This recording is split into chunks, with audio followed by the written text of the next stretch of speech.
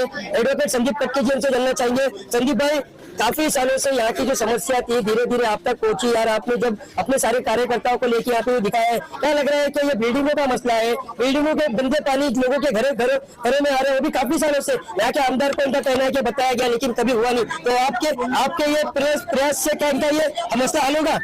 जरूर, हम लोग को जो है राजनीति का उपयोग जो है लोगों के विकास के लिए करना चाहिए, ना कि अपने परिवार के विकास के लिए, ना अपने भाई बहन के लिए करना चाहिए। यहाँ पे लोगों की जिंदगी जो है नरक जैसी है, हम लोगों को घिन आती है ये सब चीजें देख के, और वही घिन के कारण हम लोग राजनीति में आए, हम लोग यहाँ पे चुनाव लड़ रहे हैं। हम लोग का उद्देश्य यही है कि धारावी के लोगों को जिस प्रकार से जीना पड़ रहा है, यहाँ पे हम दोपहर का समय यहाँ पे खड़े नहीं सकते, यहाँ पे बच्चे लोग स्कूल से जाते हैं, यहाँ पे पानी जमा होता है, यहाँ पे शौचालय नहीं है, लोग बहुत सारे लोग बुजुर्ग लोग जो है घर में ही शौच करते हैं, वही शौच का जो वो पानी से ढकेल देते हैं और यही सब गटर में जाते हैं, यहाँ से हमारे छोटे बच्चे जाते हैं। क्या भविष्य है इन बच्चों का, क्या भविष्य इधर के लोगों का? 40 साल से यहाँ पे एक ही परिवार बार बार चुन के आता है, लोगों को बिरयानी खिलाता है, लेकिन बिरयानी खाने के बाद में बिरयानी निकालने के लिए यहाँ पे शौचालय नहीं है, ऐसी परिस्थिति है। अभी यहाँ पे अदानी के माध्यम से डेवलपमेंट का काम शुरू है और अदानी से भी इन लोग ने डील कर दिए है। 100 करोड़ रुपया अदानी के पास से लिया है और वही पैसा जो है यहाँ पे चुनाव में चंदे के माध्यम से बांटा जा रहा है, चुनाव में अपने कार्यकर्ताओं के लिए बांटा जा रहा है और यही पैसे चुनाव होगा, यानी पैसा भी अदानी के, चुनाव भी अदानी के पैसे से लड़ोगे। बड़ी जानकारी आपको कैसे, आप इतनी बड़ी जो आप जो सूचना दे रहे हो चैनल के माध्यम से, आपके पास ऐसा क्या एविडेंस है? मेरे पास जब जरूरत पड़ेगी मुझे पूछिए वर्षा गायकवाड़ क्या एविडेंस है, मैं उसको सामने सामने बैठ के जवाब दूंगा कि मेरे पास क्या सबूत है। ये पैसा आया कहां से? आप जाओ पूछो हर एक मंडल को 2 लाख 3 लाख 5 लाख इस प्रकार का चंदा दिया जा रहा है।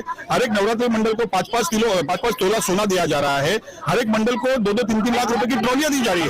यहाँ पे आजू बाजू में भी एमएलए है, काफी विधायक, काफी मेंबर ऑफ पार्लियामेंट मेरे दोस्त है, वो खुद चौकन्ना है कि भाई धारावी के अंदर जहाँ पे कोई विकास के नाम पर कोई फंड नहीं वर्षा गायकवाड़ ने यूज किया, तो इतना पैसा उसके पास आया कहां से? तो ये पूरा पैसा जो है वो अदानी का पैसा है। और जो है अभी जो लोगों का जो गला है वो इस गायकवाड़ परिवार की छुरी है, इस छुरी के ऊपर है, तो गर्दन तो कटनी है, लेकिन उस गर्दन को कटने से हम लोग अभी बचाएंगे और आने वाले समय में घर घर जाके हर एक लोगों को समझाएंगे कि धारावी में जब तक अपन बदलाव नहीं करेगा तब तक हमारी जिंदगी सुधरने वाली नहीं है। सर संदीप भाई, मैं आपसे जानना चाहूंगा और आपसे आखिरी सवाल, जैसे कि यहाँ के लोगों ने आपको उम्मीद जताई है, लगभग 20 दिन बचा है चुनाव के लिए, आप भी उम्मीदवार हो, ये लोग जो आपको उम्मीद करके इतनी सारे बातें आपको समस्या बताए, काफी साल से परेशान है, इनकी समस्या ये कितने दिन में आप हल करके दिखाएंगे जब ये लोग आपको वोट दें?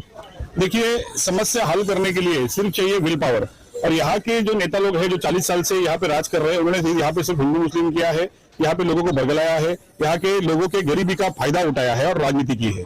लेकिन हम लोग यहाँ पे मुद्दों की राजनीति कर रहे हैं।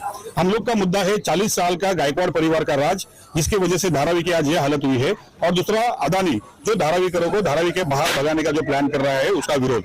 यहाँ पे हर एक आदमी को, धारावी के हर एक परिवार धारावी से विस्थापित नहीं हो, ये लड़ाई हम लोग लड़ रहे हैं। हम लोग राजनीति नहीं करना चाहते, हम लोग लोगों के साथ में है, लोगों का जीवन बदलना चाहते हैं। 40 साल में जिन लोगों ने लोगों का जीवन बदलने में जो असफल रहे, वो बार बार अपनी शक्ल यहाँ पे लेके आते हैं। तो यहाँ के लोगों को ये समझना चाहिए कि क्या मुंह लेके यहाँ पे इनका वोट मांगने आते हैं। यहाँ के लोगों ने उनको सवाल करने चाहिए, यहाँ के लोगों ने उनको ऊपर गुस्सा करना चाहिए कि भाई 40 साल आपके परिवार को हमने वोट दिया, आप राज्य में हो, आप मिनिस्टर रह चुके, आप MP रह चुके।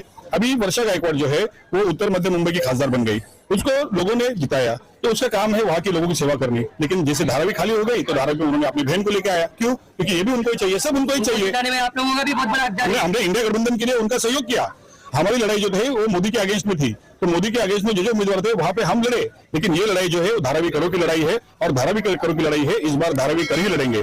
ज्योति गायकवाड़ जो है जून 2024 में लोकसभा इलेक्शन के बाद में उनका नाम चेंज हो जाता है, ज्योति गिरी गोसावी से ज्योति गायकवाड़ बनती है और मुलुंड से उनका वोटिंग लिस्ट में नाम धारावी में आ जाता है और अचानक में एड्रेस धारावी की गोल्डफील्ड कंपाउंड का आ जाता है। तो ये धारावी के लोगों के साथ में ठगी है, स्कैम है, ये धारावी के लोगों को गुमराह कर रहे, फंसा रहे। ये कोई धारावी की बेटी नहीं है, उनको धारावी के नाम पर जीत कर फिर से सत्ता हासिल करनी है और धारावी को ऐसे ही गटर में रखना है। अगर धारावी करों को ऐसे ही गटर में रहना है तो धारावी कर फिर से गायकवाड़ परिवार को जिताए और उनके सामने चमचा बनकर अपने घुटने टेक दे। लेकिन हम लोग लड़ रहे हैं धारावी के आत्मसम्मान के लिए, धारावी के स्वाभिमान के लिए। मैं धारावी का बेटा हूँ, धारावी में पैदा हुआ, मैं खुद एक वकील हूँ, बॉम्बे हाईकोर्ट में प्रैक्टिस करता हूँ। मुझे धारावी के लोगों का दुख देखा नहीं जाता। हमने सोचा कि हम लड़ेंगे, भले हमारे पास कुछ भी नहीं है। लोग कहते कि तुम्हारे पास क्या रिसोर्सेस है, लेकिन हमने कहा कि हम लोगों के पास जाएंगे, लोगों को जो सच्चाई है वो बताएंगे, फिर लोगों को तय करने दो कि किस तरफ जाना है। तो हम ये लड़ाई लड़ेंगे, जीतेंगे। तो इस बार अब लड़ेगी धारावी